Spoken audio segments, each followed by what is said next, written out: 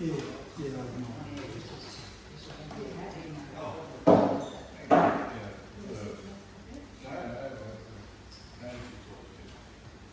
This is all these pictures. Do I need the microphone?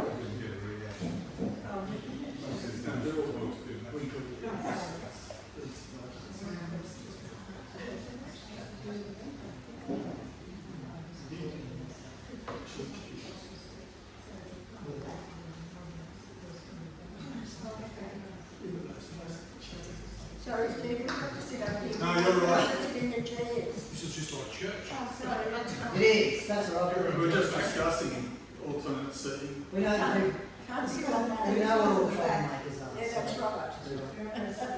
Just if I could throw something at you, you can better move because that's pretty good. We know where you live, so that's all right. Look, we might get underway. If more people come, that's good. But first of all, thank you for coming on a bit of a miserable day. It's good for the garden. Apparently, you have a garden. I do appreciate the rain. As most of you realise, most of you know, I'm John Hill, the project manager here at the Walkway, and part of my task is to organise and coordinate talks. So we do thank you for your patronage. First of all, we'd like to acknowledge the Aboriginal and Torres Strait Islander peoples, in particular the Wongal people of the Eora Nation, who are the first inhabitants of the nation and the traditional custodians of the lands on which the beautiful Walkway is located. And we recognise their elders past, present and emerging. So I'd like to introduce Steve Preece, and probably most of you would know Steve. Steve is one of our guides, but he's a multi-talented person. He's been a working photographer for over 50 years in a diverse range of areas from portraits to legal work. Trained in Sydney in both still and motion picture, Steve managed a small illustration unit at the University of New South Wales and has also taught scientific, commercial, architectural photography at TAFE and at the university. And as you know, this talk discusses how our perceptions of war has changed and become more informed as the photographic process has evolved. As I mentioned, Steve also works here as a volunteer guide and is also our principal photographer at events. He also creates those visual, the touching visual reflections that you see at each of the commemoration events. We have a short 4 or 5 minute a video according to the topic. Steve creates those as well.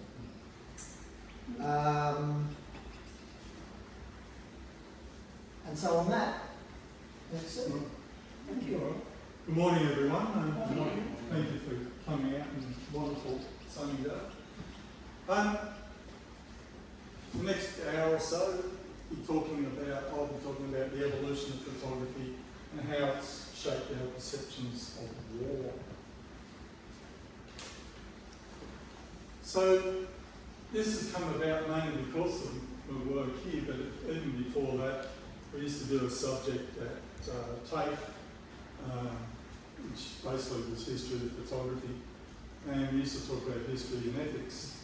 Someone thought it would be a good idea to talk to certificate and diploma people about ethics, and the only way I could relate to it was to look at all photographers in the field and how some did things one way and others would do something another way, and even how those images got to the public.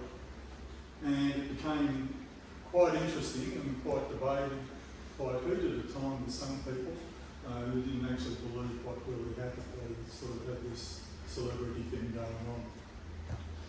Today, most photography that you see is fairly objective, even advertising.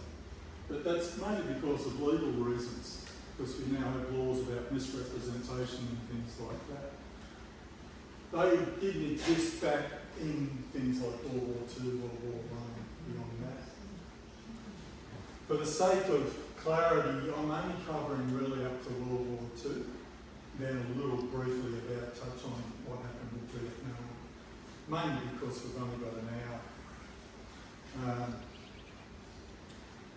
The thing mostly we seem to relate to, or I relate to, is that photography has evolved as the technology, techniques, equipment, training, and era dictates. And by era, I'm probably talking about pictorial eras, you know, like the Romantic era, the Impressionists, Victorial, all that sort of stuff. Because that influences any visual image that you see. And the thing I always tell school kids here is that you shouldn't be judging what happened then by the standards we have now. And particularly with the high school kids, is we're actually talking about people having a fight, and it's a fight to the death. And sometimes the rules, so-called rules of war, get a bit blurred. And that's even applying to things that we are now seeing in the papers about what happened in Afghanistan and places like that. The presentation is not designed to be totally definitive about all this. I'm talking about some example photographers, most probably ones that you know of. But you've got to remember, at the end of World War II, there was probably at least 50 photographers covering the Pacific Theatre. And we can't talk about them all. Some just recorded what they saw, nothing remarkable. Others actually created movements within photography itself. Now, some of the following images depict war dead and the effects of war on the living. No one here squirmish. Oddly enough, badly poor black and white photos of wounded people actually looks worse than stuff shot well in colour. I used to find out with forensic stuff, if you saw a murder scene that was fuzzy and didn't look real good, and, you know, you sort of felt a bit more gross about it, whereas something that was clear and sharp actually didn't particularly worry me. So we have an appreciation of things that actually dictated photography, because the first thing that dictates photography in many respects is equipment, techniques, the actual processes, because everything else revolves around access to those and the ability to deploy those out in the field. Now, it's hard to imagine today that back in the early 1800s, late 1700s, the only way you'd see an image of war or of anything was actually to look at a lithograph in a newspaper, which is basically a drawing, if you like, or paintings if you were rich enough to go to the Tate Museum or whatever that's in your local vicinity. So paintings of the grand charge, the heroes, the leaders, and even after photography being established, battles in remote places were all subjective paintings done by artists.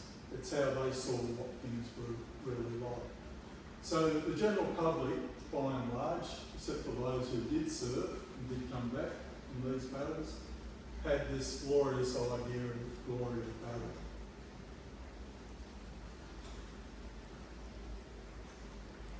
When photography came about, we're talking about photography usable processes from around about 1830 on. Certainly were published after 1840. The idea of what we have today of photoshopping, people go, oh, I can Photoshop this, Photoshop that, which is really a misnomer way of calling an image being manipulated, is not new. This particular picture by Henry Peach Robinson in 1858 is called Fading Away. It's about the same time that Prince Albert died, and the whole country in England went into mourning. So people used to put photos like this up in their parlour to cheer themselves up. But this picture is actually just not one picture, it's 5. And this is done by a technique called combination printing. Later on it gets called a composite, you call it whatever you like. It's basically a number of pictures put together using techniques that we still use today, even in Photoshop, of masking and combining. Sometimes it's done really well, sometimes it's done really poorly. So just keep in mind that this idea of photoshopping is not new. Artists have been doing it for centuries. Photographers have been doing it since the very beginning. Most mostly because a picture like that on the media that was available at the time, you would not be able to accomplish. The tonal range, we always talk about tonal range, it's the grayscale of an image. We talk about colour as a separate entity, but initially the quality of an image is down to, or its IQ, is down to actual image quality, tonal range. So most of you guys shoot in JPEG, so you've got 256 levels of grey. I shoot in RAW, I've got 16 million. So you get the idea, so it just goes on and on. So yeah, so there's 5 images, that's another image of the girl. Apparently we've got all of these things that we do. Early photography was quite arduous. If you're not aware of it, in 1835 and beyond, processes evolved in France and England. This one, the daguerreotype by Louis Daguerre, was developed in France. It consisted of a silvered copper plate that was exposed to the fumes of silver bromide or iodine, and then exposed in a camera. Now, just backtrack a little bit. In the late 1700s, the photographic properties of silver salts, silver iodine, bromine, and so on, chloride, were light sensitive. They could be exposed to light, and over time they oxidised out to black metallic silver. Now, anyone ever process film, darkroom, all that sort of thing? You just took it to the chemist and it magically came back. It's a controlled process these days, highly controlled. But back then, it wasn't highly controlled, it was almost accidental. Most of the people doing this work were well off. Daguerre was quite wealthy from doing theatre productions and dioramas. In England, people like Fox Talbot were wealthy because of, predecessor wealth, old one. So the daguerreotype was basically a mirrored image. The image sat on top of this silver plate. It was quite safe, I'm being cynical now, it would kill people, the process, because the image itself, after minutes of exposure, would be processed in mercury vapor, mercury fumes. So you know about the Mad Hatter and down the rabbit hole and all that sort of stuff. It's what mercury poisoning does to you. Your hair, your teeth, everything falls out, you go demented, then you get dead. The last guy to do it in New South Wales, a guy called Barry, was told by his doctor, if you make another one, you will be dead. And you have to stop. And he was getting all these symptoms of mercury poisoning. Very slow. The cameras itself, people laugh at the camera these days. One of those, a pristine version of an original Daguerre camera, because he patented the camera. No, he sold the cameras, made and sold the cameras, went for just over $500,000. Not bad for a wooden sliding box. So it's a very slow process. This is one of Daguerre's own photos. It's of a very busy street in Paris during peak hour. There's hundreds of people in that photo.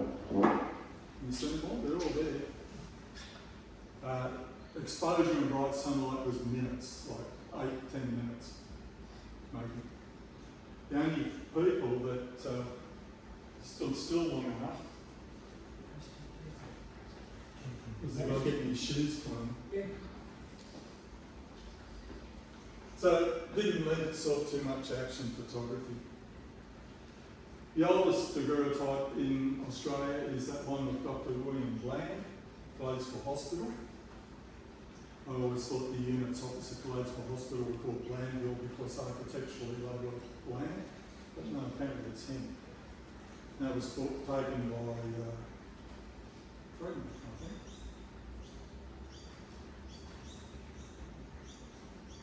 The way, if you ever wonder why people in these old photographs look like they're having some sort of torture, it's simply because they were clamped to a rod to keep them still. I would have loved some of that for some of the portraiture I've done. I'd like one that's motorised so you can actually move the clamps tighter and tighter. Some people, though, were adventurous. This is regarded as the oldest war photograph that was done as a daguerreotype during the Mexican-American War, which was 1846 46 to 48. And that's of General Wool and his troops in Mexico. Notice the horses are still, everything's still. How they got the horses to be that still, I don't know, but that's what they did. There's another one of an amputation. So they did try some sort of action shot. You notice everyone's looking at the camera, not at the patient. The saw appears to be halfway through the leg, which is just gross. You notice though it's all scratched, and that's because unless they put the images in a case and covered them with some acetate, they got scratched up and they were useless. As a portrait technique, it was okay. People could sit there and have the portrait. People liked them because it was like you were looking at a mirror, which you were. People don't like conventional photography themselves, which you reverse, or in real orientation. Another early process was the calotype, which is the beginnings of the negative-positive process. William Henry Fox Talbot took this picture of his lattice window in 1835. You can still go there today, stand in the room, look at the camera, talk it, look at the window and go, wow. If you're a photographer, it's like the Holy Grail sort of a thing. It was more sensitive to light than the daguerreotype, but one of the problems was the grain from the actual paper negative. There was no acetate yet. So paper like tally-ho cigarette paper, very thin paper, was sensitised using silver nitrate, then exposed, then processed. It was a dry process. So it did make it useful and portable, but had very strict limitations. And this is all before people could enlarge photographs. So if you wanted a big picture, you have to have a big camera, things like that. And that's a typical camera. Again, just another wooden box with a lens and a ground glass, which you saw the image on.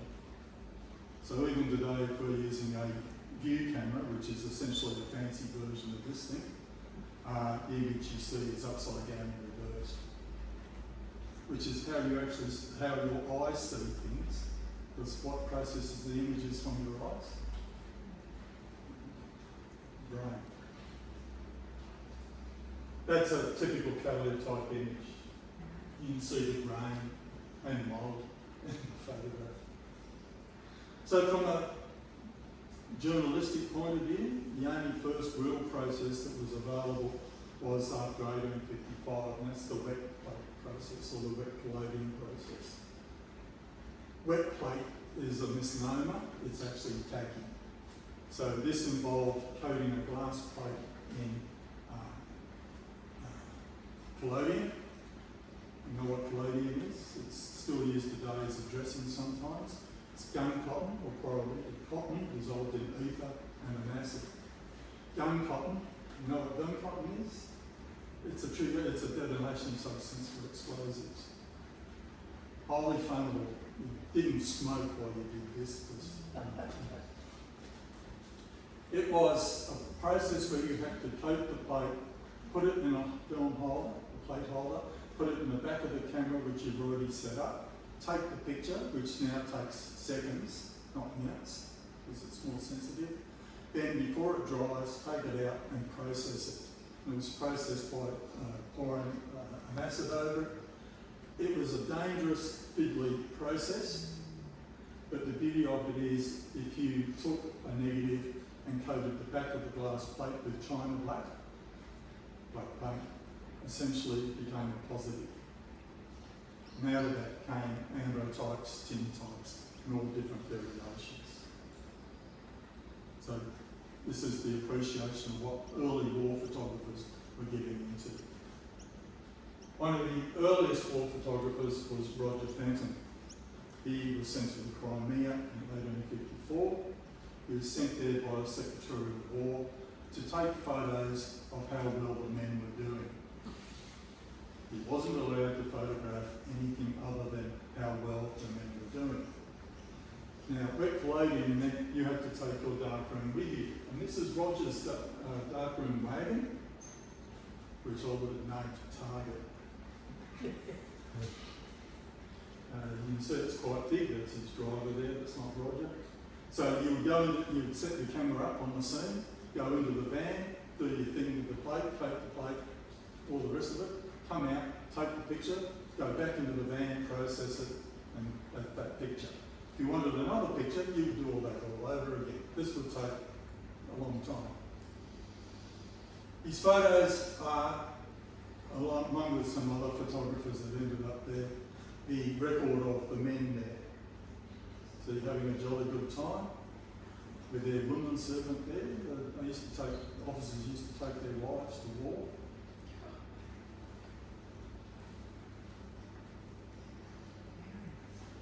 The woman on the left here is called a videographer, I can't actually pronounce it, domestic.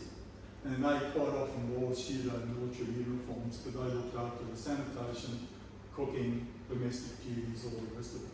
To me, she looks like a really angry sergeant major. Fenton did have a go at photographing battlefield, not from afar like some other photographers did. He actually tried to photograph the Valley of Death at the sorry, sometimes get mixed up between wars. The Light Brigade went up. But it's still a bit of a mystery about what happens, because this was the first picture, then he took a second picture.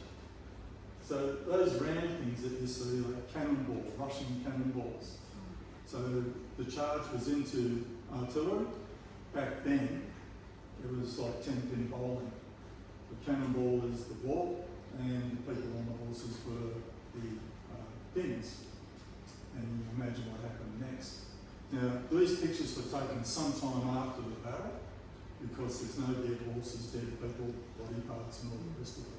Wasn't allowed to do that, because the Crimea War wasn't popular in England to start with. You did want to make it even less popular.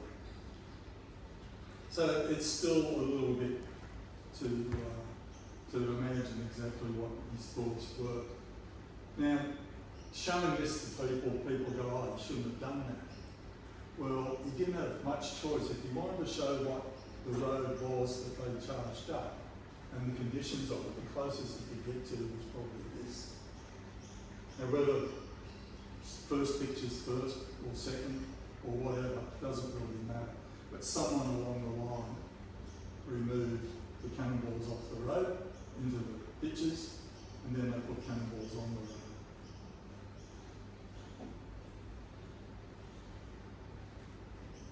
So Crimean War, there was no action photographed, early years of collodion. By the time we get to the American Civil War, the next big thing, it was a little bit different. This photograph is regarded as the first picture of war dead, taken by Alexander Gardner after the Battle of Antietam. Again, another wet plate photography. Essentially, these bodies didn't fall exactly in these spots. As you'll see in other photographs, they were lined up ready for burial. But basically, we're starting to look at a movement. So in England, in Europe, there was the Romantic movement. And that was in response to the Industrial Revolution. People had moved from the country towns into the cities, like Manchester, Liverpool, and were living a pretty miserable life. There's lots of documentary evidence on all this. So the Romantic movement was pictures like Constable Turner, those people. All these photographers were exposed to that. So in a way, this is part of like a Romantic movement picture of war dead, if that is possible. Does that make sense to everyone? And they use things like, if you look down in the corner, that's a pretty pixel of this. There's a picture of empty boots, which is symbolic of spirit gone or somebody gone. Those boots are just down there. But the American Civil War was important from a photographic point of view. It's not the birth of photojournalism. It was the birth of actually trying to realistically show the aftermath of something. Photographers couldn't get onto the field for a couple of days after a battle. So my understanding of these battles was, it wasn't like someone walked out at the end and blew a whistle like in a rugby match and they all stood down. People were still getting shot at 2 days later. The other thing to remember, the Battle of Gettysburg was basically conducted in 40-degree heat. It was like our summer. So what was left on the field turned fairly quickly. So the pictures tend to look more gross because the bodies are starting to decompose very quickly. This is the sunken road at Antietam. But we also got to see the after effects, the prisoner of war, the guy on the left, and the after effects of battle injuries. So all of a sudden, photographers now recording all this. For the North, or the US, Matthew Brady was enlisted to run a company of photographers. There were about 26, 25 photographers working for it, which included Gardner, Timothy O'Sullivan, and many others. As the war progressed, Brady was losing his sight. He was actually getting quite on in age. He was losing his sight. So even though Brady took credit for all the pictures, they were actually taken by other people. And the photographers he employed were doing it for commercial gain. They were given carte blanche to publish these in a matter of time after the war. So, like Crimea, there's pictures of the men. There were standout pictures. This is the only known photograph of Confederate prisoners of war. That's how we know the Confederates didn't all have uniforms. Pictures of the commanders. Notice that Grant on the left, your left, is still propped up against a troop. Seconds exposure. And Lee, with the surrender of Appomattox Courthouse, if you look between his legs, I don't mean that in a rude way, there's an iron column or something for him to back onto to keep him steady. Lee doesn't look too happy because he's just signed the surrender. And you get the usual pictures of, say, Lincoln and Pinkerton, founder of the American Secret Service. You see a lot of men put their hands in their chest. They're not being Napoleon. That was something to do with this arm that might be doing this, so you lock it off. And Sherman. Pretty sure if I saw him coming down the street, I'd probably leave. Action photography was still very difficult, even if you could photograph a battle without getting yourself bumped off, because you were a big target. This is the two-day homecoming parade of the North past the White House. You can see it's blurry. The horses in the front, particularly in the foreground, are very blurred. Afterwards, of course, they photographed the veterans, and it's a much later photo. Now, Gardner and O'Sullivan were interesting. They were together at the Battle of Gettysburg. Gardner was at Antietam. Later on, they were together at Gettysburg. But to give you an idea of the impact of this in the first exhibition by Gardner is this.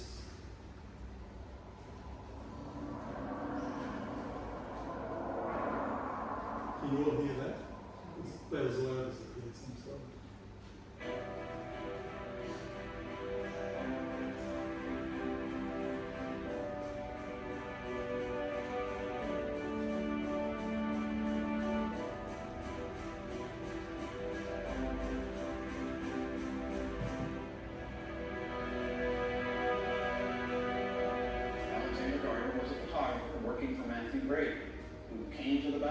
Starting 2 days after the battle. He spent 4 days here. Took about 70 images on plates and glass. He was the person that had to deal with all the danger, trials, and tribulations of having a horse-drawn photographic lab to cart around the countryside. And he took all of the photos that we now have of the aftermath of the Battle of Antietam. Gardner's photos, which of course Matthew Brady got the credit for, were the eye-opening images that brought the reality and the horrors of the battlefield to the non-combatants back home.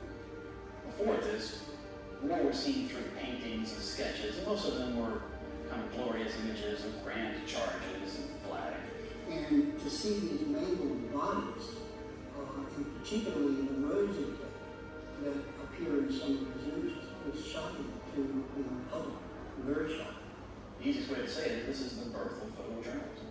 It's the first time that photographs of a battlefield before the dead were buried were seen by anyone. That's when politicians and others realize the importance of photography. What I find fascinating is that on one particular day after the battle, September 19, 1862, you have on the same portion of the battlefield, that section called the Sunken Road or Bloody Land, two men who were trying to capture images, but doing it in two entirely different ways. You had an artist correspondent of Frank Wesley's illustrated newspaper, Frank Shell, sitting on the hillside doing a from-life sketch, and then not too far away, you had Alexander Gardner with the new technology of photography capturing Confederate dead in the Sunken Road before they were pulled out and put in the burial trenches. And I just think that's pretty interesting to see that you have the old means of recording to be printed in a newspaper, and you have the new technology of photography both at the same time with some of those two points.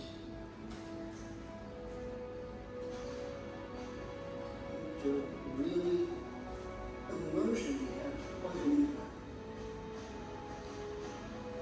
When that display was put on in New York City, they had the exhibition 2 weeks after the battle, the dead of Antietam. People were lined up down the street to see it. Front page news, New York Tribune. One thing that Sorry, it's the way YouTube works these days. The video goes on to say the one thing that the exhibition didn't show was that broken hearts cannot be photographed. So the people that went along to see this, it'd be a bit of a shock. I mean, it's a bit hard for us to see that now because you see it every day. I suppose most of us here grew up watching Vietnam War the day after all the battles and all that sort of stuff, so you saw this in years. But these people, no. And as I say, the only thing they've seen before this was a grand painting. Now all of a sudden you're looking at bloated bodies and mangled wrecks of aftermath. The wagons got smaller, but they were still there. So this is Gardner's darkroom. Gardner, when you see the full-length picture of him, it looks like something out of the Wild, or was out of the Wild West, I suppose. He is a Scots. But we also get to see photos of the beginnings of ambulance service on the battlefield. So this is field ambulance loading up stretcher cases to take back to a hospital.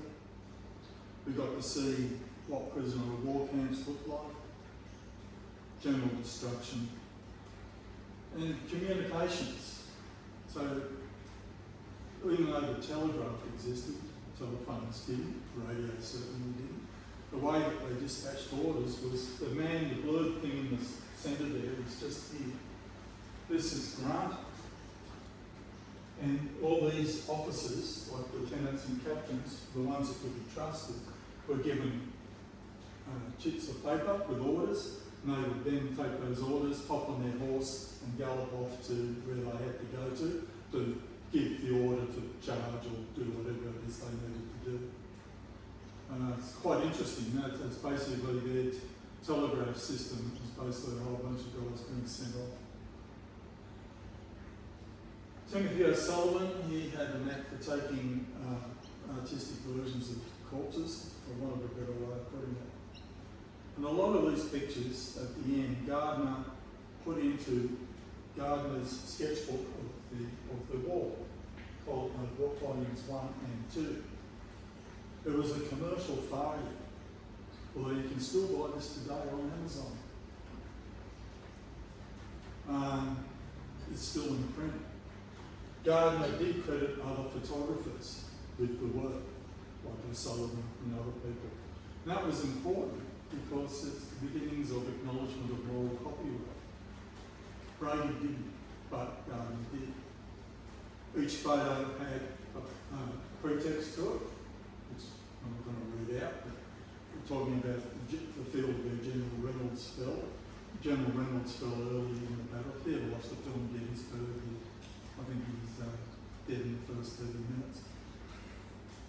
And this is the field where General Reynolds lay. O'Sullivan, later on, this is Gettysburg, took a picture called Harvest of Death. And these were all pictures used in the book. Now the interesting thing about this is, if we go back to the Reynolds picture, academics have labelled the corpses 1, 2, 3, 4, and 5. And when they analysed body structures and all the rest of it in O'Sullivan's pictures, the same guys appear in the same pictures, slightly rearranged, different angle of view. The smoke in the background of this picture apparently is from cremating all the dead horses, and so on. So this is a few days after the end of the battle. Now, you have to sort of imagine you're a photographer, you're watching the battle in the distance, probably through a spyglass or binoculars or whatever. You can't actually go there because the equipment, if you went in there with the wagon, you're just a big target. The processors are too slow to record action. So you see what you see, then when you're allowed onto the field by the commanders, you then have to try and make up a picture story of what goes on. Because this is basically a photo essay of the war. They did rearrange corpses to suit aesthetics within the photo, and they did use similar or the same bodies in similar places. Now that sounds pretty gross, doesn't it? But they knew what they saw. They were recreating it photographically so it could be passed on. Nothing new to that, because painters have been doing it for centuries. But this is how they had to work. Another example is this chap. Now he's near the rocks of Devil's Den. I know that because I've seen pictures of the rocks at Devil's Den. And this one, Death of the Rebel Sharpshooter. It's the same guy. So they moved him around as well. He's fairly fresh looking. One of the things that actually started all this off is someone noticed that usually when you're shot, you don't conveniently fall down onto a blanket with a pillow. And the gun is a Springfield rifle musket, which the South didn't have. Also, sharpshooters at this point did have tele sights of sorts. Maybe he wasn't dead. Sorry? Maybe he wasn't dead. Well, maybe he wasn't dead. He doesn't look too healthy. Maybe he's getting better. So essentially, things like bombing weapons, yeah, that's a fault of the photographer. He should have known what weapon the South used, should have known what kit they had. I mean, you got the corpse, he's already dressed. You know, this is not actually in a rebel uniform per se that you see in the Hollywood movies, but nonetheless, he is from the South. Devil's Den is just below Little Round Top. So if you're familiar with Civil War battles, Little Round Top is a pivotal battle. And the main regiment did a big bayonet, they ran out of ammo, they did a big bayonet charge down the hill, which has since happened several times in history, and retook the whole area and stopped the South getting their guns up to the heights. Just another picture of someone who's probably been rearranged to fit the composition of the shot. I point this out to students who are very much younger than you. They go, oh, they can't do that. Well, they did. Later on, Gardner was the only one to go on and photograph the Lincoln conspirators. So this is Thomas Paine, the day before that happened. And he was the only photographer to record that event.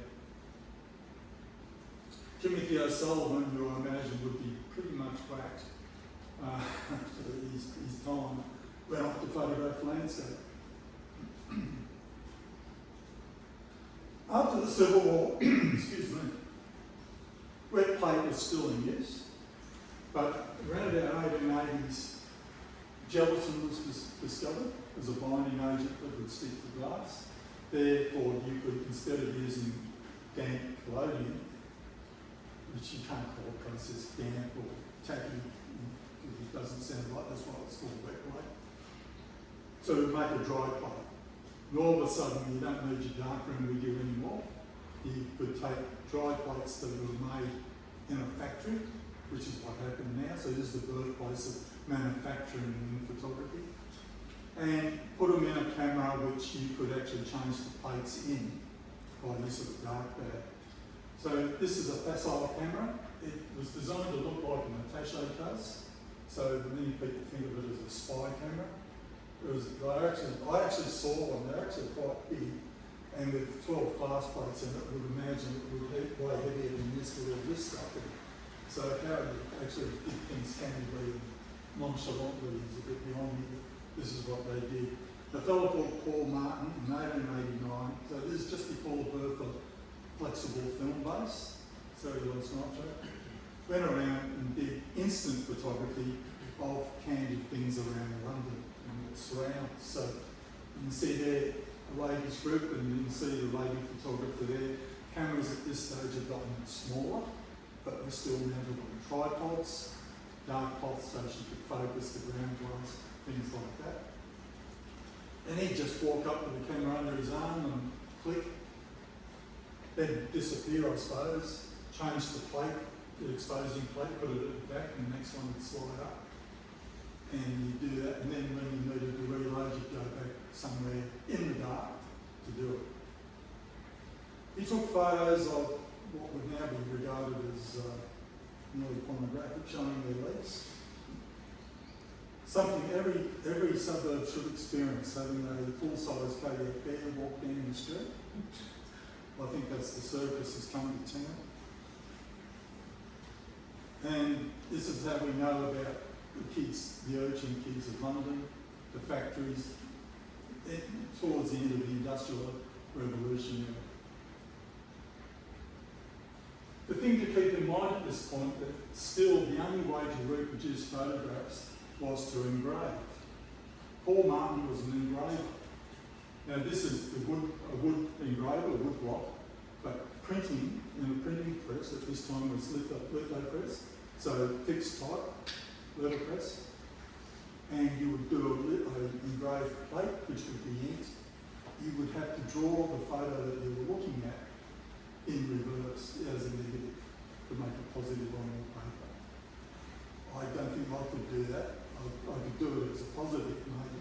And using chisels in metal, which sort of brings up the idea of what could go wrong, or losing fingers and things. Photo books did exist, like Gardner's. The first one was by Fox Talbot back in, didn't put a date, but it was back in the 1840s. Well, actually it says at the bottom, I think it's 1839, called A Pencil of Nature. And there was a series of these. Today we call it a magazine, but back then it was called a book. And you would have to physically take the prints and paste them into the book. So if you wanted 500 copies of a 50-page book, someone would have to stick them all in. There's only very few of these books left. I think one sold for some ridiculous amount of money not so long ago. It wasn't until in Germany they came up with the idea if you took a copy of a photograph, reduced that image to dots, very fine dots, and then made a dot screen, extra plate with those dots. Those dots could carry ink, and in turn that ink could be pressed onto paper, and we could reproduce a photo like that. Probably a bit better than that, it's a bit pixel. And that was the first use of lithography in photomechanical reproduction. So it was about the turn of the century. Moving right along, as they say in the history timeline of things, we get to World War I. So now I'm concentrating mostly on Australia, because up until this point, Australian photographers were all pictorialists, no photographing the countryside, sheep, and all that sort of stuff, and portraits. We hadn't been involved in any wars other than the Murray Wars, and a bit about the Boer War. When we get to things like Gallipoli, in the early years of the Western Front, no photographers were permitted. So in that video, they talk about the power of photography, governments could use the power of photography. Yeah, they used it by banning it because they realised that after the reactions of the Civil War, we can't actually show this stuff because people are going to be sickened by it and it would defeat the war effort. So censorship comes into play. These pictures were all taken by soldier photographers, mainly because cameras have become smaller. That is my favourite World War I. If you can't read that, it says Bismarck shot on sight. Now cameras became smaller, so that kit there is Francis Hurley's kit. And you can see that this is a much later camera. This is a metal version of that wooden camera there. And photographers were still running around with cameras a bit bigger than this, because the film size at this point was 5 by 4 inch. This is a 4 by 3 inch camera. And basically they would have to photograph things with one of these, still on a tripod, mostly. Because the film wasn't that sensitive yet to get true action shots. It was improving. Film at this point was what's known as ordinary or orthochromatic. That is, it's either sensitive to blue or blue and green. Panchromatic film came later. That is blue, green and red sensitive. Towards the end of World War I. Even colour photos you see from World War I aren't true panchromatic because sensitivity has to be pushed in the process chemically to make the emulsion sensitive to all three colours of the spectrum.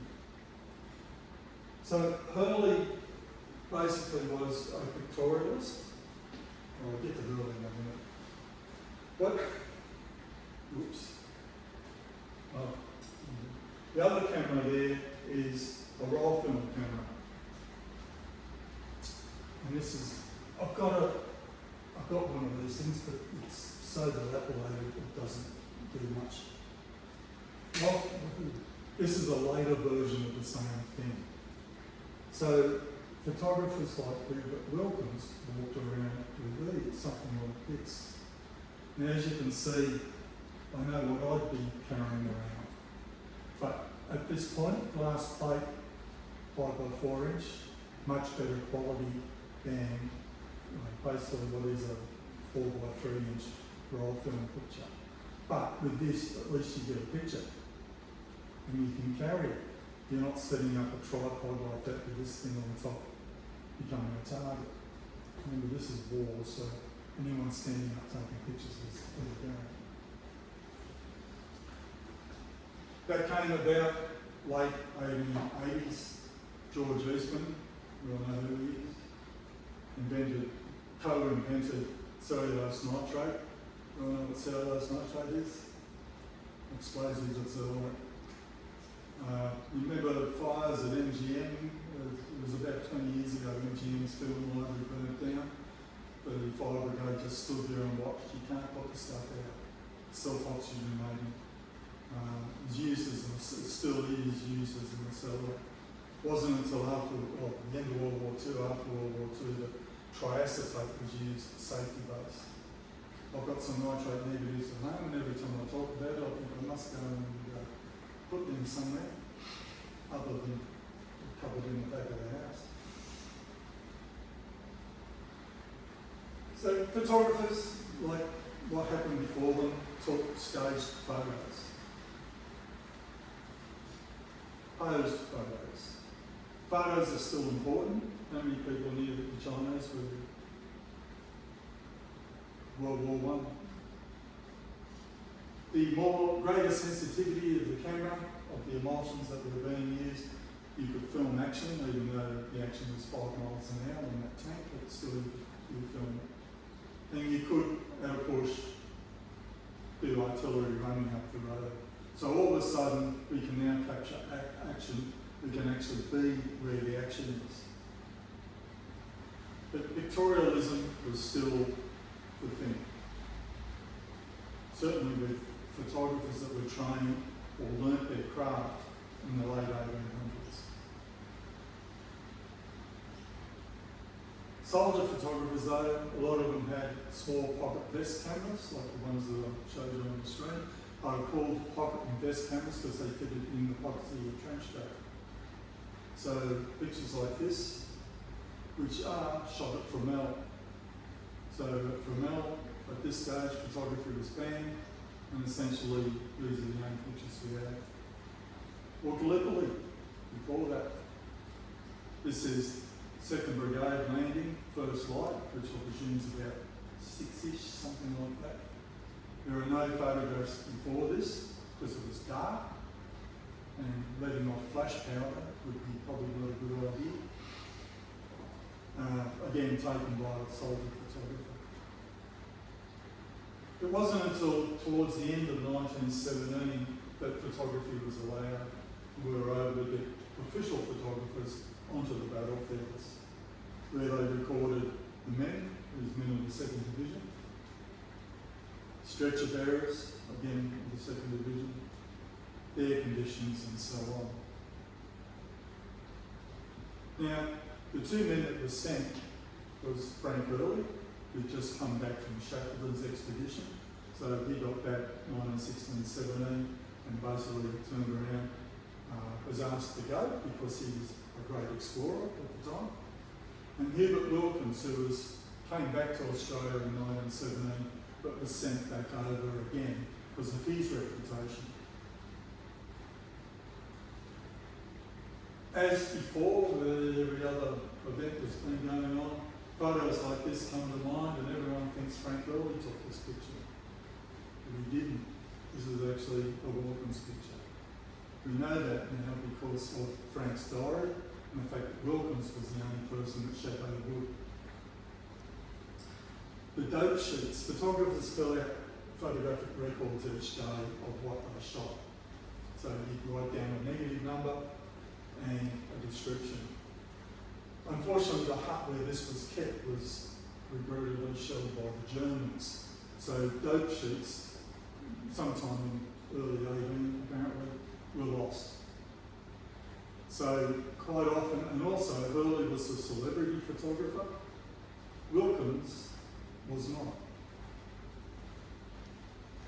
So as I said, I've actually one of the few times I've commented on Facebook, everyone goes, oh, I got shot by Hurley. And Hurley didn't take this, he was nowhere near it. We know Wilkins and Hurley were together towards the end of Passion Day, or up in Belgium, because that's Wilkins there with his folding camera. I always used to think it was Hurley, but looking at it now, it's Wilkins. So that's a Hurley shot. That is actually just not less than half a kilometre from Time Pot, where the big cemetery is. And the villages beyond that, a bit to the left, as you look at Time Pot, that's Passion Day. So they got sort of close. Hurley was the pictorialist. He was employed to show the grand vision of things. This is Iba with the cloth hall, and towards the end there, we had dinner there one night in 2018. You wouldn't know today, looking at the cloth hall at Iba, that it looked like that once upon a time. He took shots of the Menon Road, coming out of Iba. So what is now Menon Gate, if anyone's been there, just up the road. Towards Bellfire Corner, which is now Bellfire Roundabout, and you take your life into your hands when you go on Hellfire Roundabout, just like you did at Bellfire Corner. And silhouettes, the pictorial thing. And if you're wondering why all the skies are white, that's because blue sensitive primarily, silver salts are sensitive primarily to blue wavelengths, a little bit of green. Anything that was blue was instantly overexposed. When you see shots with clouds in it, like this one, there's a bit of density there.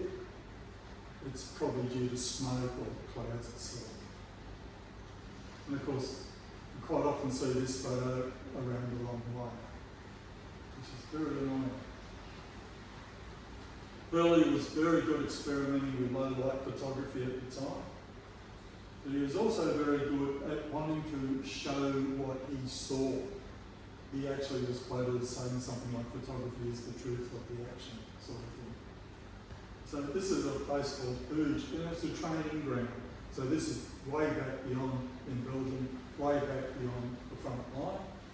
And which meant he could get up out of the trench because no one was actually firing live rounds, and he could actually photograph the action. To make it look like action, he would make composites or combine images. So if you look at this explosion here, in computer parlance, that looks like a really primitive cut and paste. If you look here, you can actually see where the mask is diffused. Well, you can't on this screen. You can actually see where it's diffused the background. Early was very good at combination printing. Early in his career, so this is 1900 to about 1912, he had become a commercial photographer, gave lectures in combination printing. He belonged to things like the Ashfield Camera Club, things like that. Became quite major. This is over the top, so it's a battle of Zonnebeke, around about 1918. He argued the superiors over the actual composting of photos, saying it wasn't possible to actually do an action shot of this. And at the time, he was right. Even the folding cameras, he'd stick them out of the thing, but they weren't good enough in quality to actually show what was going on. This photo was used in the 1918 London Exhibition, Australian War Pictures and Photographs. When Bean and Wilkins turned up to watch it, Charles Bean was flabbergasted.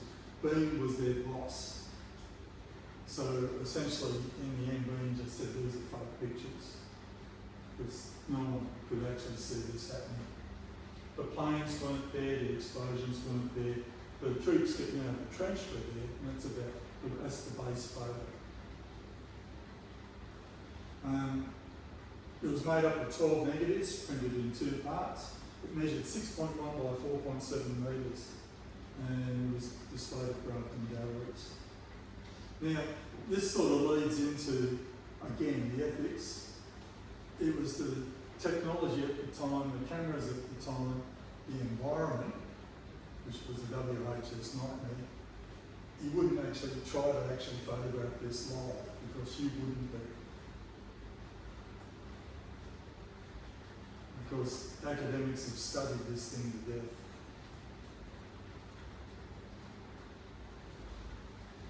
Again, Air Force pictures. You were lucky you'd actually see 2 or 3 planes in the air at once, because back then it wasn't the fighter swarms that we saw in World War II. I've actually got this picture at home. I didn't bring it because it's actually quite large. It was on display along with another picture that's following the Broken Hill High School. And it was found underneath the school buildings because at some point someone thought, oh, these pictures are too gory, we'll stick them under the school building. That's number 1 squadron in their Bristol fighters flying somewhere, but there's only really 2 planes in that picture, all the others are composted in. If you went to the World War I commemorations early 1918 down at Darwin Harbour, you walked in and the first thing you saw was this picture. There's a big mural. This is the morning after the first day of the Passion Day. The sky's not there. Remember what I said about blue? This is after the rains had come. The clouds had disappeared, the skies were clear blue, they overexposed. So imagine this picture without the clouds and the opacity of the light, it would be as boring as anything. Early, after the storms, we'd go around photographing skies. Real estate agents today go around photographing skies. And I know at one point when I was fishing, I looked at some real estate ads, and there's 4 different houses, all different orientations, all had the clouds in the same place. It was amazing. You could look north, yeah, the clouds are there, look south, oh look, they're still there, east, This is where photographers get tripped up because they don't study and think about orientation, size, resolution, and all that sort of thing. Because this is quite an emotive photograph. It's Australian war dead and German war dead cleaning up the mess. You've anyone been to Time Point? Yeah, so down the front, those two big blockhouses, this is somewhere around there, the sort of it's behind you, which has been in the museum, there you're going forward, and essentially there, where the current sinking or coming up, depending on what's happening. Blockhouses on the western front disappeared, then 10 years later they reappeared like a hill of 60. There's things popping up out of the ground all over the place. Early, of course, after that exhibition and some other arguments with Dean, more or less got removed to Palestine, for one or a better way of putting it. Wilkins stayed, but Hurley left. Now, one of the problems that Hurley was that he's a pictorialist. So you either stage an event, so if you think about the Civil War photographers, they're staging. If you think about what Hurley's doing, he was either composting a stage in the darkroom or he was composting live. This was often thought to be the charge of the light horse at the Shiva. And if you really think about it, the angle of point of view from the camera is just around about where the Turkish artillery would be dropping, which would be problematic if you were taking a photograph. As it turns out, now they seem to think that this was probably taken by Hurley, the two regiments of the 4th Brigade. Australian White Horse reenacted charge for the official photographer Frank Hurley, taken at Bela on the 7th of February 1918. There you go. And his records actually back that up, his diary backs that up. But it took a long time to find his diary, and it actually confused historians for decades. Now, is it wrong to publish this as a charge of the White Horse? Yeah, you can say this is a reenactment, certainly in today's parlance, but you can't say this is actual charge.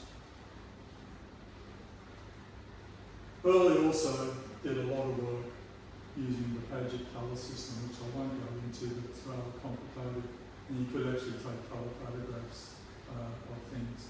Very, very slow. If you ever see one at the State Library, they're very, very dark to look at. Mainly because the archivists don't want to actually fade things using light. So, but the whole thing is you've got to use light to see the picture, so it's a bit contradictory. Wilkins, on the other hand, was a documentary photographer. He worked with Gourmet in England, and he filmed a number of expeditions and things, won popular medals, so that's why he was included in as an official war photographer. He was the only war photographer around in the winter of 1918 and during the 100 Days Offensive. So we get to see things like Western Front in winter. So in summer, you got shot at, bombed, all the rest of it, in the mud, and in winter you froze to death. Great place. Sorry, I tend to be a bit cynical with some of those things. Nurses, and that's posed, but it's not really posed. They could be having morning tea like that. At least he posed them realistically. That's not posed, that's soldiers waiting for the conscription ballot. Remember, we had 2 conscription ballots during World War I. The approaches of Monson Quentin, where he followed the 5th and 6th Brigades into the barracks. For instance, this is troops firing at a target. Monson Quentin, did you get to go to Monson Quentin? It's not a mountain. World War I was all about high ground. Anywhere where you could put a piece of artillery to get height advantage, that was a thing. Monson Quentin was a monastery, medieval monastery, so it had a monasterial type fort on top. The Germans had occupied it since the beginning of the war. The British had 4 goes at taking it and couldn't. So in October 1918 it was decided the 2nd Division, 5th and 6th Brigades would try and take it. And keep in mind that both brigades were understaffed. 2 brigades didn't actually make up a 4 brigade. So as the troops moved in, Wilkins, with his now lighter camera, followed them along, all the way up to the skirmish of the wall. He also photographed explosions, and admittedly this explosion been in the air for some time. As you can see, the smoke starting to heavier than air, it's descending, but it's a real explosion. And I imagine those guys down there are really running. Wilkins is actually a very interesting character because he got the military cross twice. First time he was rescuing wounded Australians at the Third Battle of Ypres, and then later on at fighting the Hindenburg Line, he actually rerouted some retreating Americans, and the Americans won the war, and took them back into battle. And then he had a camera, he took them back into battle. One ash, I won't read that. It's too emotional. He was also the first man to take a submarine under the North Pole later on after the war. In the Nautilus, the US Navy was so impressed they named their first nuclear sub the Nautilus, and when he died, the state took his ashes to the North Pole to be scattered. So there you go. I can only think of one other photographer that's got battle declarations. That was in Vietnam. So, Wilkins' photos, particularly of Monson Quinton, are quite important because he went up a little bit with the 5th Brigade, as I understand it. Then the 5th Brigade pushed the Germans off, he got pushed back off, fighting the Bavarians, who at the time were the elite of the elite in the German army. Just off the summit, if you can call it a summit, they rested, and then the 6th Brigade leapfrogged them fresh and moved in and eventually took the summit. He also took photos like this, which is one of the few photos of an intact section from the platoon. So these guys are the 29th Battalion, and they're on their way to Vaudeville in France in August 1918. And so this is the 100 Days Offensive. This is where Australia and Canada pushed the Germans back some 20 kilometres. Very rare image at all, indeed. 5th Brigade band, my grandfather was in the 5th Brigade, marching through Bapoma, and they reenacted that a few years ago. It's now a roundabout. I think wherever they had a major confrontation, they built roundabouts. And one of the few photos that actually shows how the wire box entanglements, this is again the approach to Monson Quinton, actually drew men into killing zones. They're dead Australians. He also photographed the aftermath, getting ready for a Commonwealth War graves, the workshops, the orthopaedic workshops. A few years ago I had a student turn up. She believed her great-grandfather was in the Light Horse at Peshiga, and she said, this is his camera. And this is a Kodak vest camera, folding vest camera. At the back, just like roll film cameras, you all remember box brownies and going through. You saw the number on the paper back into the film.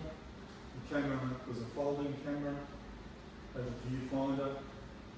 These ones had an area where you could write on the paper and push into it where you were. Remember, Light Horse were used as reconnaissance. So they would record where they saw something and they'd write on it. The roll film, of course, loaded in, just like the box brand camera. And the important thing was, we know it belonged to 5494, Sergeant Joe Moore, 3rd Australian General Hospital. And I think Australian General Hospital were assigned to Light Horse and Palestine. So we're starting to see the beginnings of documentary photography as opposed to pictorial photography. War was beginning to move too fast for people like Hurley. The pictorialists actually set up and staged shots. Essentially by 1932, a fellow called Oscar Bernard in Germany, working for Lights, came up with the idea of using 35mm motion picture film and a small compact camera, which eventually, this is the prototype, eventually morphed into a Leica 1. into that.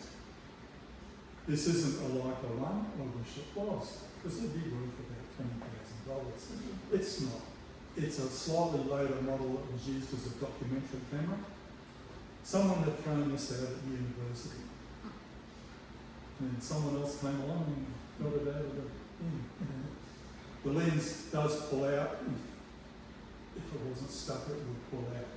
But you could wear one of these, and this is basically the Leicas today out much bigger than this. And of course, the reason why we're stopping at World War II is essentially because you were familiar with 35mm cameras. Roll film cameras evolved into things like the twin lens screw flex, which hadn't quite come about yet. Famous one of these, of course, the Rolleicord. This is a Miopta, which is Czechoslovakian, but just as good. And essentially, photographers, as we moved into the Second World War, moved away from this sort of camera. Not all of them, moved away into these sorts of cameras, which you could carry two of them, cover a lot of different situations, and you didn't have to keep reloading all the time. So by the time we get to World War II in 1940, shipping out with the 6th and 7th Division to the Middle East was the photographic unit, Department of Information, great name for a department. And basically there you can see Damien Pera, the old fellow leaning on George Silk is Frank Hurley, and the other guy in front is Maslin Williams, who was an assistant sound and things like that. They saw action in North Africa, Palestine, Syria and Greece. But from my perspective, and what I'm sort of leading into, is that we have old school, old photography school, early. Middle school, Pera. New school, Silk. Everyone thinks Pera was the bee's knees, and yes he was, but he didn't help invent what you now see as photojournalism in its today form. It was Silk. Interesting story. Hurley went to the department, went to the government and said, oh, you should take me because even though I'm 54 years old, I can still direct everyone. So he was working on his pictorialist background. Pera had worked and trained under photographers like Max Dupain. You all know who Max Dupain was? And so on. Silk was an amateur photographer in New Zealand. Went to work in a camera shop at 17. Basically did a lot of sports photography using 35mm cameras. The Zeiss icon version of the Leica. So he was into moving pictures, interesting pictures depicting action. And the interesting story about Silk was he tried to get into the New Zealand Army. They didn't take him. He was in his early 20s. He came over to Australia. He was pretty audacious. He went down and demanded an audience with Menzies, gave his portfolio to Menzies' chief assistant, who showed Mad Sports Menzies the pictures. Menzies then put him into the Department of Information before Hurley and the rest of them were put in. He was the first Australian war photographer in World War II, which heaved off Hurley, what's in it, thanks to the thing, and Pera. Hurley, in the Middle East, took his usual pictorial images. They are important because they show us what the men look like, who the men are. But as Silk described them as being, pictures you put in a local newspaper with names of the soldiers underneath. Didn't show what they were about to do. Hurley would take photos of action, but this is staged. This is actually a Panzer III tank that had been knocked out. It was leaking fuel into the ammunition or something like that. So the sappers finished the job off before it did a controlled explosion. But to illustrate what Silk was getting at, this is a Hurley picture of a cannon. It's a nice picture of a gun crew are there, everyone's waiting for the cannon to go, or something. This is Silk's idea of what artillery does. So he was actually taking Burley's low light photography and applying it to artillery. If you ever go to Cairns, visit the tank museum, we've got one of these things in it. Saw one of these trucks pull up with its anti-tank gun on the back. I think I'd be going somewhere else. He also took 25-pounders, and even bream guns, which at that stage was being used as anti-aircraft guns, but they're pretty useless because there's too slow. 800 rounds isn't fast enough. So when they were recalled back to Australia, the photographers didn't instantly come back. They'd been in Syria, had moved back to Palestine, which is now Israel, and along with the 6th Division were gradually being brought back. They eventually got back. So one of the things Pera did in his career was, in between wars, he brought that big thing, which is a graphics, which is a 5x4-inch single lens reflex. So a single lens reflex is one lens, mirror for observation. You take the picture, the mirror flips up, makes an exposure on 5x4-inch sheet film. It's noisy, they're heavy. And as you saw in the group photo, they had a modern version of the graphics. When they got to New Guinea, one of the first things they did was ditch it. So it's probably up there in the jungle somewhere if you want to go get it. They just didn't want to carry it. They found that as the troops were fighting from Dakota to Ushuaia all the way back, things were happening too quickly. You see there Silk with his icon, his size icon, contracts camera, and basically the photos all the way up to the end of the war of him with these cameras around his neck. Pera learned quite quickly he didn't have time to do what Burley would always do, that is stage things. These guys, this is the 39th Battalion in Minari, listening to Horner give his speech. They were on the move quite quickly. They were pulled back as the AIF moved through to move up the track. This is a still from the motion picture. So Pera learned quite quickly to use his motion picture camera, then take the stills from the motion picture camera.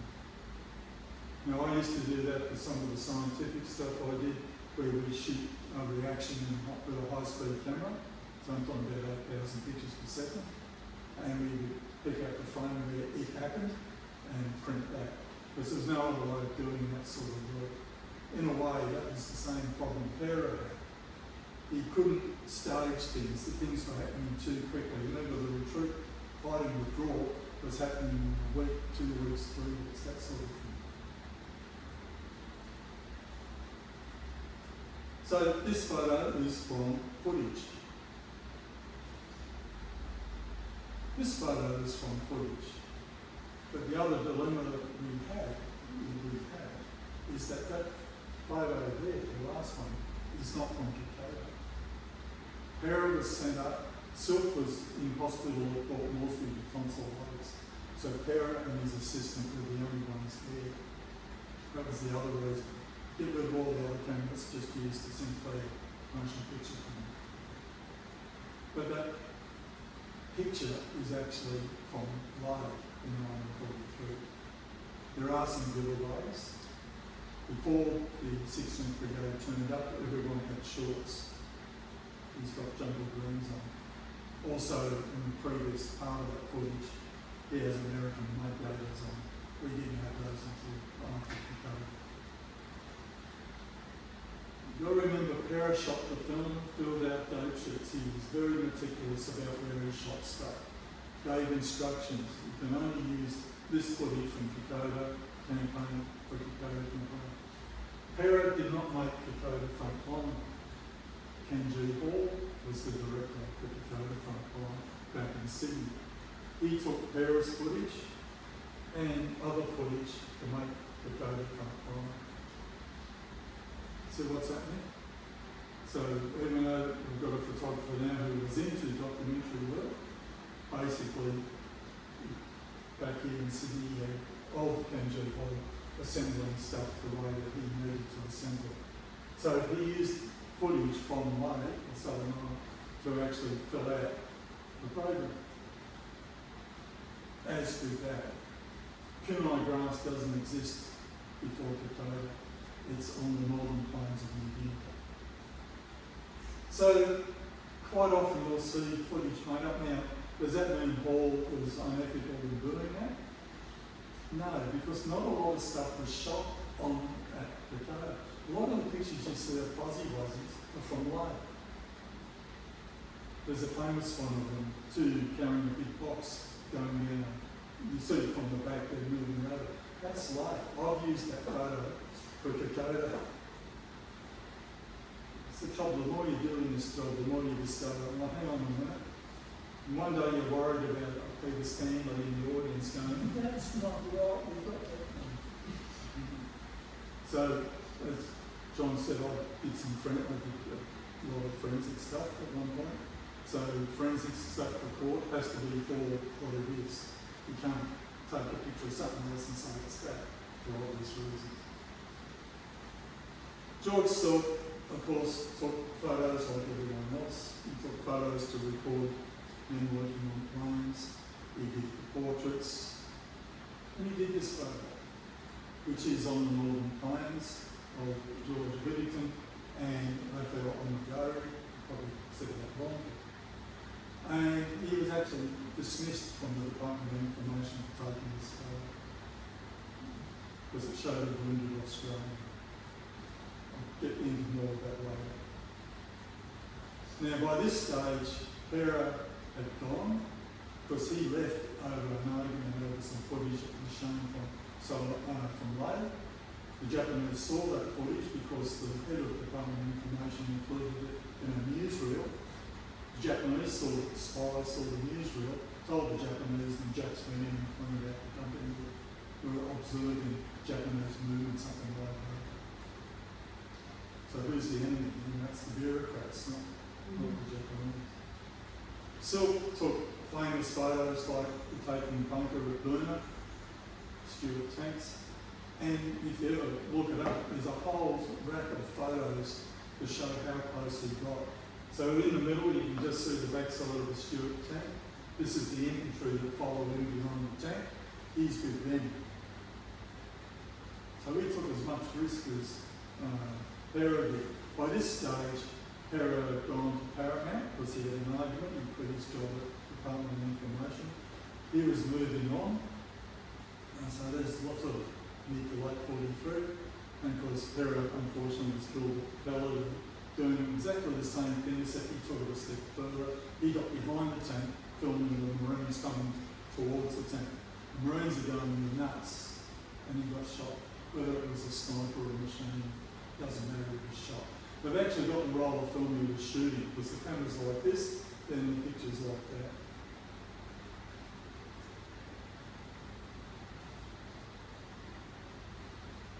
Photographers bounce off each other. So this is Pera's shot of a wounded Australian soldier having a cigarette lit by Captain Albert Moore. I quite often get one teacher objected to the smoking in the picture, and I said, well, you're going up the track and back out the head going off, so I can have a cigarette. Basically, it's a famous photo. It's been compared to a religious painting. Silk has got a similar photo taken up at Ghana. Similar circumstances, similar face features of the soldiers. For me, it confused the daylights for a long time.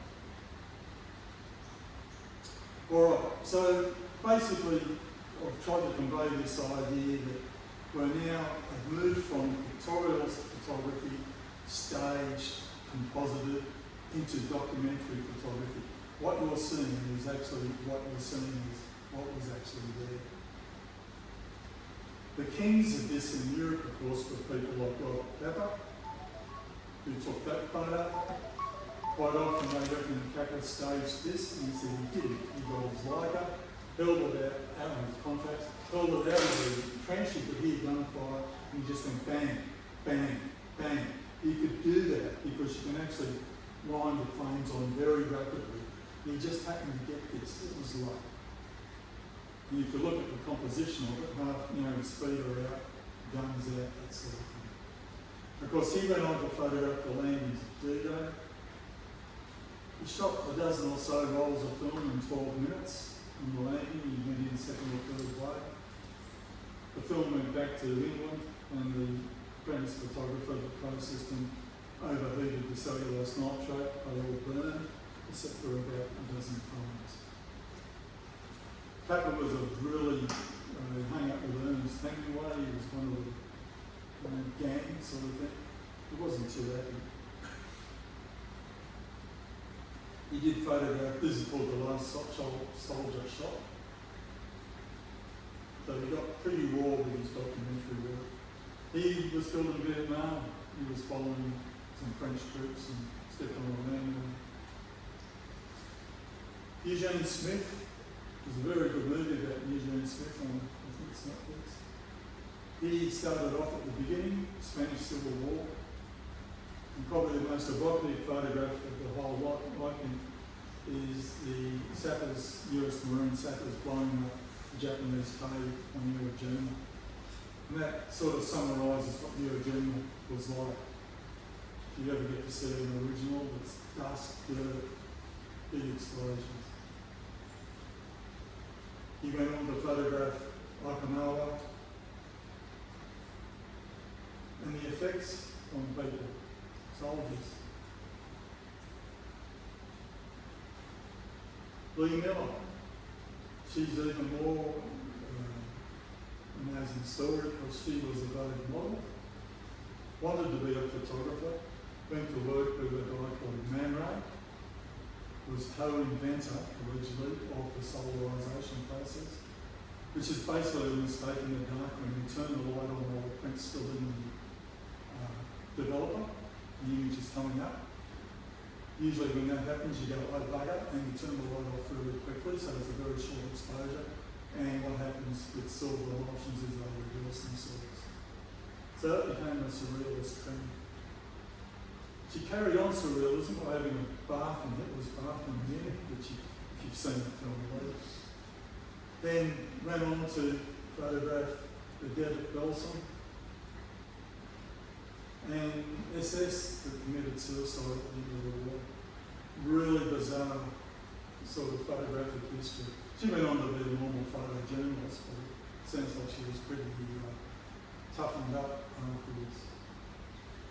And because John put that picture in the promo, Joe Rosenthal. Now Joe was old school.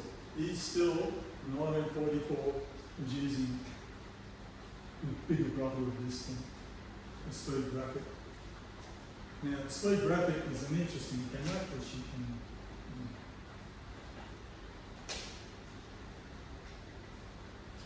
photographers could set their cameras up using a thing called hyperfocal distance, which I won't bore you with now, but you can actually work out that everything from there to infinity is being focused.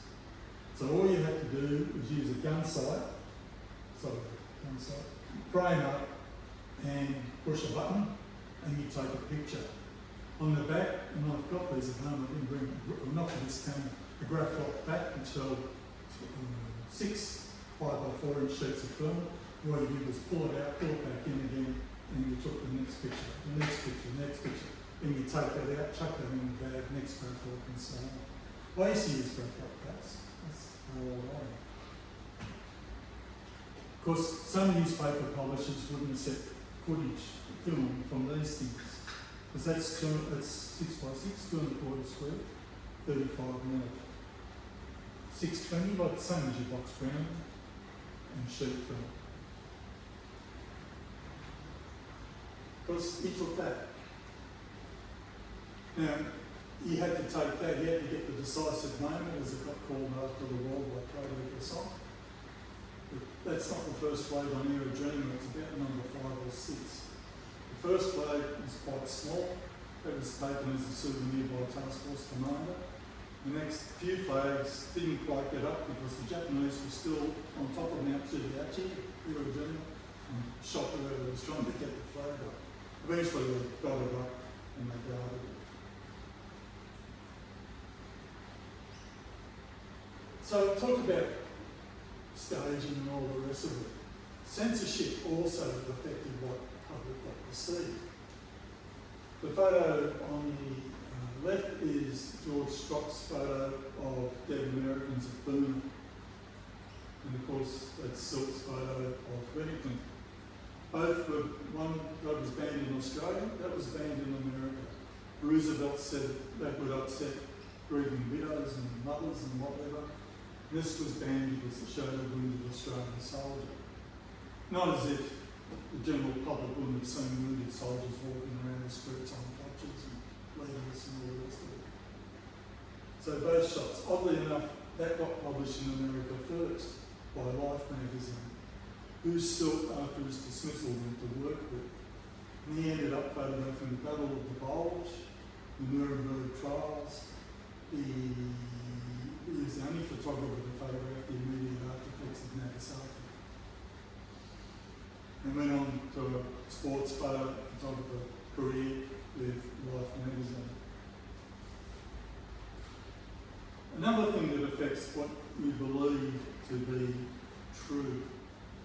This is a photo of both us done at the end of the script at Moon Bay. Now I can categorically, with hand on heart, tell you exactly the young lady looking towards the camera is my Uncle Ted. I can tell you that Uncle Ted, the guy next to him, and all the guys standing on the back of the gun by their war records were in Sydney. This photo was taken in 1943. Milne Bay, the battle, occurred during a really bad monsoon year, pretty much like what Queenstown's been having. And the place was covered in mud. There's still trucks up there in the bush that can't be driven out because of the mud and stuff.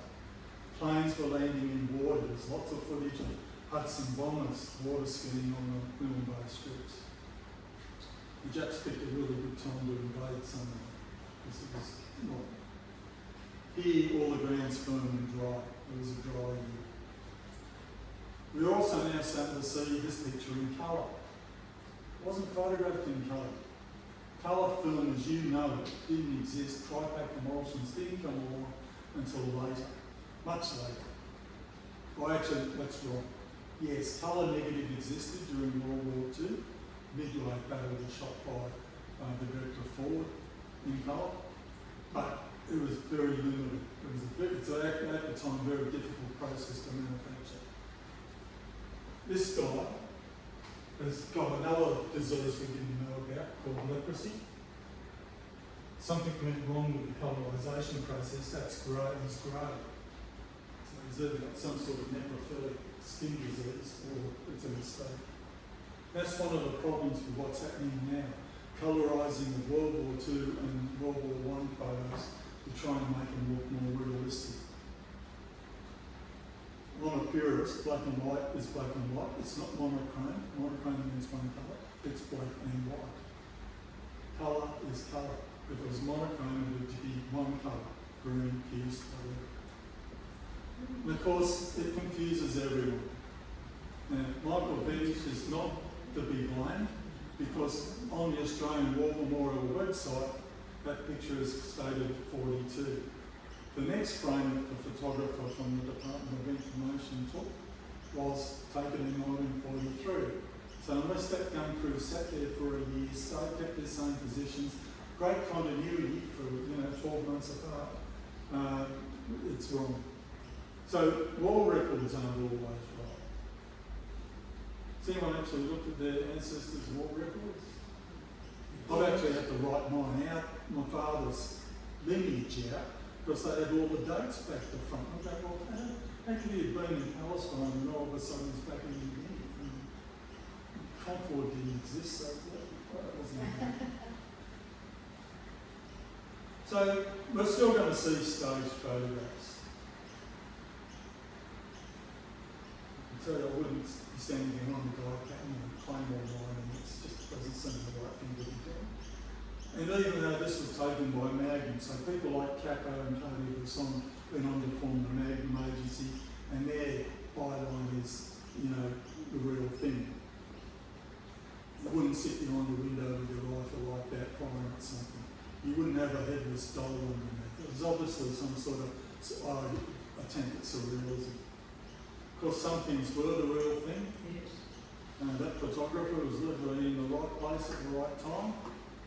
the other fellow wasn't. By the time we get to Vietnam, of course, we have our own photographers in there.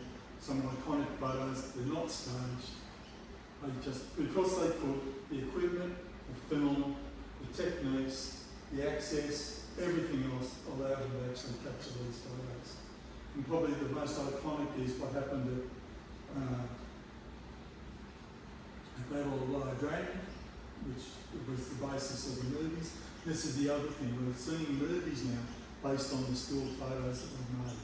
Private Ryan, Spielberg went into a lot of trouble to strip the coatings off lenses to bring them back to 1945 specs or 44 specs. So when you look at Saving Private Ryan, you'd seen those pictures before. You've already seen pictures of Capra and everyone else, so when you saw the pictures, you went, oh yeah. Sergeant Plumley, who was played by an older man in the film, is actually the one on the right, the real Sergeant Plumley. And yes, he just used a handgun. Didn't like the M16, he said it was too plastic.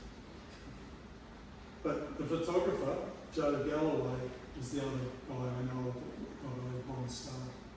Because at some point in that battle, he was in the middle of it, photographing the wounded and so on. Soldiers about to move up. And he had to actually drop the camera and pick up an M16 off the wounded soldier and shoot them. That's how desperate that battle got. And that's the landings area. So that's We Were Soldiers, Mel Gibson. And that's the conclusion of my little talk. So I suppose the moral of all this is that when you look at something, just make sure what you're looking at is what it is. And not to be too judgmental, all these photographers took great risks to bring images. But at the end of the day, if you're saying something is a picture of something, it needs to be stated as that. So the Milne Bay pictures, the one that puts me up, was really anyone, and if you know a little bit about the geography at the time, uniforms and things, you can sort of pick, well, hang on, that's not right. Any questions? In the early photographs, all the men look really, really short. Well, they probably were. Yeah, that's what I was wondering, were the people really short at that time? Lincoln was my height, or a bit taller. Up until you showed the film of Brady, the photographer, Yeah. all those men were really short. Yeah. I didn't know whether it was the way the films were taken, No. but they were very short people. The only problem with early lenses is they exhibited a lot of faults. So it was 7 optical faults or lenses, which you don't see all these days due to technology. And they were very slow. So, for instance, if you've got a camera today and there's an aperture of 1.2, for instance, that's regarded as very fast, it gets a lot of light through it. The Lassen landscape, which is the sort of lens that the daguerreotypists were working with, they have an aperture of about wide open aperture of 14. So that's about 10 times less light. Things like that which didn't help. So essentially, no, they were probably short. You've got to remember, we've gotten bigger as our diets and health improved. Back in the 1860s, most of them lost arms simply because if they got shot in the arm, it took out part of the bone, and there was no way then of the surgeon recreating that arm, reconnecting the arm, so they chopped it off. There's one famous photo which I did have, and I can never find it again. There's a medical surgeon's tent, and alongside it there's a pyramid of limbs. It is very gross. But it just illustrates, they just bring someone in, oh, we'll chop that off. No. So I hope you've gotten something out of that. It's Very interesting. And just it's more one thing you didn't touch on was the dreaded. well, and AI, that'll be the next lecture. That's actually can be an issue now with all sorts of things, because any idiot basically can create an evidence photo Exactly. And most of them, in my dealing with legal people, most of them only know how to argue. They don't follow, that's why they have expert witnesses. Anyway, that's another story. That was very good, thank you. Look, I'd like to Very much. thank Steve. That I found that